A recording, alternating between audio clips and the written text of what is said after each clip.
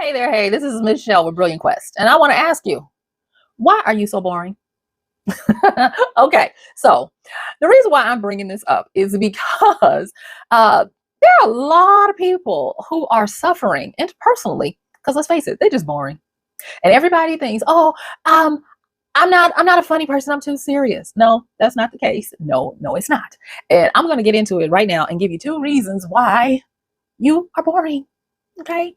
So if you want to be likable, if you want to naturally have more people attracted and attentive to you, here are three quick things. First of all, one of the old timey books, How to Win Friends and Influence Others. You need to get into that because there are two quick things that you can find that he does a really good job with. Carnegie, sorry, forgot to give his name. And that is, it's going to teach you how to pivot away from your viewpoint. Boring people tend to have a very narrow, like almost like a fisheye view of the world, where they filter everything through them instead of being able to filter things through others, through different opinions about things. And so they're one hit wonders, and that's boring.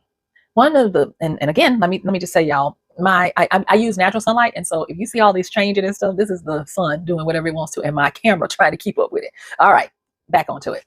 All right, so 2 points that I want to make, and I'm reading my notes. Two things I want to say about how to win friends and influence people that Carnegie Dale that he talks about, and that is understanding the power of someone's name. When you're talking with someone, especially one-on-one, using someone's name is going to be one of the best things that you can use because people are used to responding to their names, and when you use their names in conversation, it helps both of you to refocus on each other. Now, don't say, constantly, and Michelle, that's annoying. Naturally, every once and again, use someone's name. Don't just keep talking and talking and talking, The next thing with that, and remember I talked about how he is really good at helping you to stop filtering everything through yourself. Talk about that person. Ask that person something. Be genuinely interested in what they say. Fight for the magnificence. That's one of the things that I talk about. You have to fight sometimes to see the magnificence in someone. And the gift of doing that on a continuous basis is that you're able to become interesting. And you're able to become interesting because you get very good at spotting the uniqueness in someone. And you become genuinely interested in this uniqueness. Instead of seeing everybody in tones of beige, beiges and browns, everybody becomes uniquely sparkly. And so you are genuinely interested in them, and that translates into likable. Okay. The next thing that I want to say about the thing that you can really get out of not just the book, but out of understanding it's not all about you, is to actively listen. And active listening, there are courses that you can take. I mean, there are levels to this active listening, but I'm going to give you a shortcut. And the shortcut is when you're actively listening, do these three things. First, you want to stay with the flow of the conversation. You don't want to be just waiting to have your time to say what you want. And you don't want, oh, please don't do this, y'all, please. If you didn't get to finish a point and it does not come back around, do not do something like, and back to what I was saying, don't do that. The time has passed. If it was meant to be, it will naturally come back around. If it was not, let it alone, let it alone, let it alone, and keep it moving. Too many times people are boring because they just want to stay on that one topic. And maybe the other person wants to talk about a myriad of things. All right. The next one is small talk. Small talk is not about banal things. It is not about boring stuff. Small talk is when you give highlights of trends and important facts and things that you share in common with the other person. A lot of times small talk is for the purpose of looking for those things. The go-to a lot of times for people when they are new, they ask you, what do you do for a living? What do you like to do? It's kind of like, it almost feels like an interview. Instead of, what do you do for a living? What do you like to do? You can bring up things. Now, let me preface this. If you don't know that person, do not bring up things in these 4 areas. Listen to your big sis. Because instead of being likable, you're going to come off as a creep, weird, and nosy. Do not talk about politics, religion, sex, or money. When you don't know somebody, that is off limits for the small talk. You look for ways to find shared interest. You can, and if if you're talking to someone and they say something that they find a displeasure in, there are 2 ways you can handle that. You can do where the enemy of the The enemy, the enemy of my enemy is my friend, where you can sit there and you be like, I cannot believe, you know, I'm sorry. I hate to call out companies, but Walmart, y'all gotta do better. And so you can have, you can have somebody you're talking with, and you're like, I cannot believe how long it takes you to get through Walmart's checkouts, and now they've started making you do your own checkout. Something simple like that. That one would be an example of the enemy of my enemy is my friend, and you bond. And they'll be like, yeah, I know. Or you can go the opposite route, and you could say like, have you noticed how fast you can get out of Walmart if you just go on and do it yourself? Now, yeah, you got to pack up your own stuff, but yeah, those types of things. Interesting little quirks of society. The thing that I like about not being boring is people who are not boring have a wider and deeper, which makes it the T, a wider and deeper range of subjects and topics they can talk about. Boring people only talk about a few things, okay? And so there's actually a term for this T that I just made, and that is, it's called a hedge fox. And what it stands for is when you go wide, that's a fox. A fox is clever and can talk about a lot of different surface things. So that would be like a generalist. But that's a fox. But a hedgehog burrows down deep, and that's going to be a specialist. And that's why you want a cross or a T. You want to start working on your surface level knowledge, and you can still talk about the stuff that you're really good at. But if all you can do is hedgehog specialize, you're not going to be likable by a lot of people. You're gonna be boring, and you're gonna have to find specific people who are just like you, which makes it harder to find people. And where you can talk about ancient ruins of Pompeii all day. Something that's very, very specific. It's kind of like boring people must hit a hole in one with the specific person that they are not going to be boring with. If you're wanting to have more friends, if you're wanting to broaden your connections and relationships, you're going to have to become a fox hedge or a hedge fox. All right. Now, come on and like and subscribe, comment and share, because your big sis is putting this out here for you. I'm having a conversation with you that possibly your mother wanted to have with you about interpersonal skills.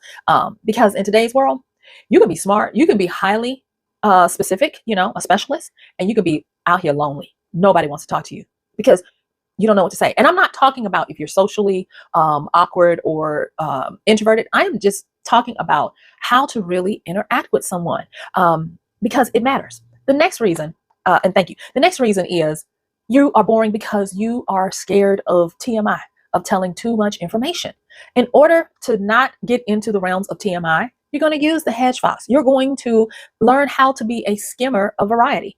Back in the day, when people still watch a lot of TV, or even prior to that, you had vaudeville that led into variety shows that now lead into popular entertaining shows on social media. These shows were popular because this is how we interact with people who we don't necessarily know. We offer variety.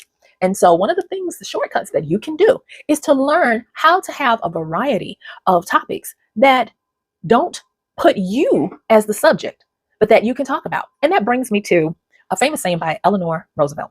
And you've probably heard it, but it bears repeating right now. And she said that great minds talk about ideas. Average minds talk about events, but small minds talk about people. To not be boring, don't be small-minded to think that you have to talk about yourself.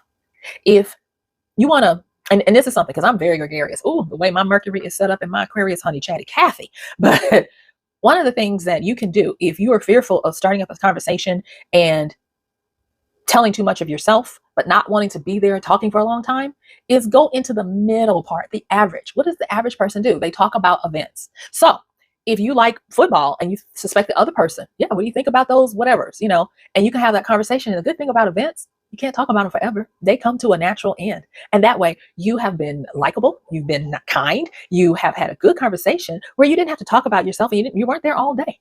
And now that's game. That is game for if you are apprehensive of starting up conversation and playing it. You can play it in the middle. Be average in talking about events. Remember, do not, if you are not well skilled in managing and migrating the conversation to where you want it to go, it will if it gets into certain areas. Do not talk about the four. Don't talk about religion, politics, sex, and money. Keep that away, because that can get squirrely fast. All right. But if, say for instance, you just take a cotton to somebody, and I'm not talking about romantically, but you're like, I really want to be friends with them. You know what you can do? You can bone up on ideas that that are tantalizing and teasing of tell me more, you know? And remember, Eleanor said, great minds talk about ideas. And when you talk about ideas, you are sharing with someone that you are not selfish because you're not talking about yourself and you're not gossiping about other people.